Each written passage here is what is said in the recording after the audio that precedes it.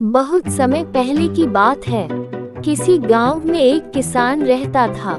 वह हर रोज भोर में उठकर दूर झरनों से स्वच्छ पानी लेने जाया करता था।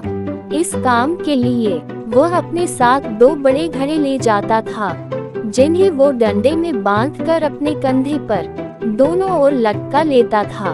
उनमें से एक घड़ा कहीं से फूटा हुआ था और दूसरा बिल्कुल ठीक था। जब भी किसान उन दोनों घड़ों को भरकर अपने घर के लिए निकलता, तो किसान के पास 1.5 घड़ा पानी ही बच पाता था। ऐसा 2 सालों से चल रहा था। सही घड़े को इस बात का घमंड हो गया था कि वो अपने अंदर पूरा पानी घर पहुंचता है और उसके अंदर कोई कमी नहीं है। वही दूसरी तरफ फूटे हुए घड़े को इस बात का दुख था कि वो आधा पानी ही घर तक पहुंचा पाता था और किसान की मेहनत बेकार चली जाती थी। फूटा घड़ा ये सब सोचकर बहुत परेशान रहने लगा। एक दिन उससे रहा नहीं गया और उसने किसान से कहा, मैं खुद पर बहुत शर्मिंदा हूँ और आपसे क्षमा मांगना चाहता हूँ। क्यों?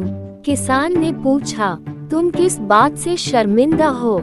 शायद आप नहीं जानते, पर मैं एक जगह से फूटा हुआ हूँ और पिछले 2 सालों से मुझे जितना पानी घर पहुँचाना चाहिए था, मैं बस उसका आधा ही पहुँचा पाया हूँ। मेरे अंदर ये बहुत बड़ी कमी है और इस वजह से आपकी मेहनत बर्बाद होती रही है।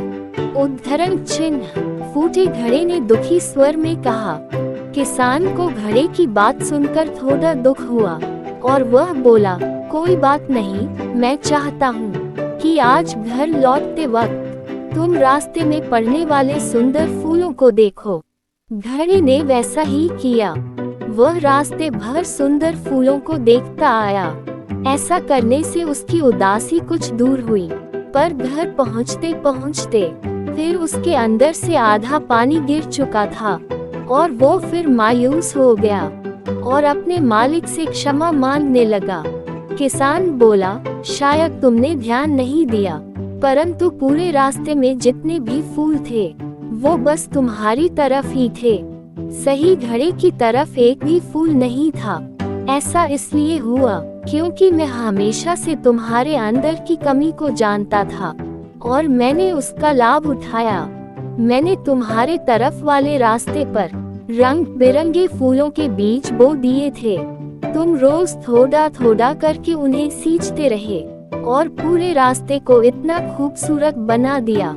आज तुम्हारी वजह से ही मैं इन फूलों को भगवान को अर्पित कर पाता हूँ और अपना घर सुंदर बना पाता हूँ। तुम ही सोचो, अगर तुम जैसे हो वैसे नहीं होते तो भला क्या मैं ये सब कुछ कर पाता। इस कहानी से सीख। दोस्तों, हम सभी के अंदर कोई ना कोई कमी होती है, पर यही कमियां हमें अनोखा बनाती हैं। उस किसान की तरह हमें भी हर किसी को वो जैसा है वैसे ही स्वीकारना चाहिए और उसकी अच्छाई की तरफ ध्यान देना चाहिए। और जब हम ऐसा करेंगे, तब फूटा घड़ा भी अच्छे घड़े की भांति मूल्यवान हो जाएगा।